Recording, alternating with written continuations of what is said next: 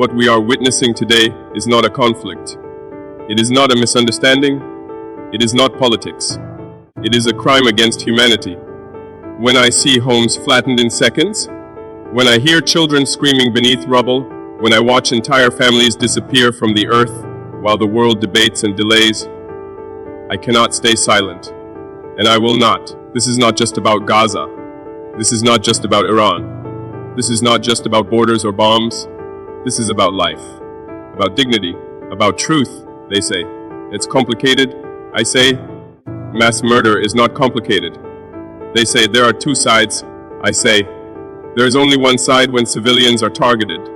If a missile hits a hospital, it is a crime. If sanctions starve children, it is a crime. If the world watches and does nothing, that too is a crime. Where is the humanity in all this? The same governments who once carved up Africa with ink and greed now speak of international law, but only when it suits their interests. They call it defense when the powerful kill, but they call it terror when the oppressed cry out. We know this playbook. Africa has read every page.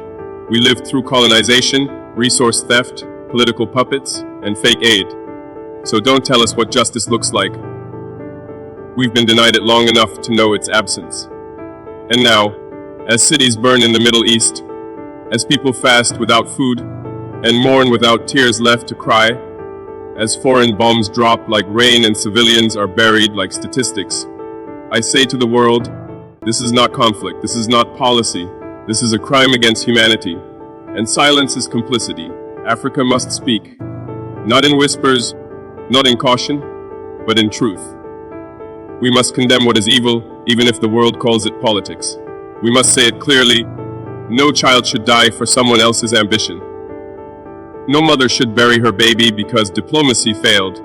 No people should suffer simply because they are on the wrong side of history. When injustice becomes normalized, humanity dies slowly. And today, I refuse to let that happen. We will not allow another generation to grow up believing violence is the price of survival. Africa has a voice, and I use it today, not to divide but to defend, not to attack but to awaken. To all leaders I say, if your power depends on silence while the innocent die, then your power is not leadership. It is tyranny. To the youth, if you feel angry, if you feel helpless, remember, your voice is stronger than any bullet. Use it. Organize. Educate. Refuse to normalize injustice. Africa is not watching this quietly. We are watching with purpose. We are learning, and we are remembering. Because tomorrow, when history asks who spoke, who stood, and who remained silent, let it be said that Africa spoke. And I, Ibrahim Traoré, will always speak, not for politics, not for position, but for people, for peace, for truth, because this is a crime against humanity. And I will never be silent in the face of evil. Ibrahim Traoré,